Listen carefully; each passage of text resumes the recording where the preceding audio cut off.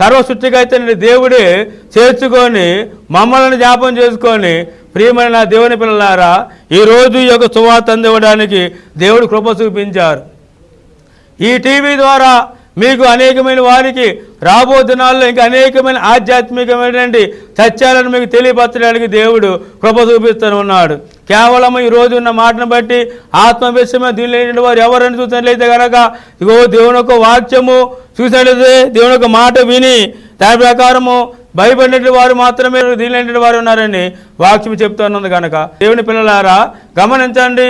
ఈ లోపల జీవితకాలం అంతా కూడా ప్రభువునందు విశ్వాసం ఉంచినటువంటి వారు దేవుని యొక్క మాట వినాలని గత వారం చెప్పిన ప్రకారము ఈ వారము చూసినట్లయితే కనుక దేవుని మాట విని వణికేటువంటి జీవితం మనం కలిగి ఉండాలని దేవుని యొక్క వాక్యం తెలియపడుతున్నది. కాబట్టి ఎవరైతే వణుకుతారంట దేవుని యందు భయభక్తి కలిగిన వారు మాత్రం వణుకుతారు. మా దేవుని యందు భయభక్తి కలిగి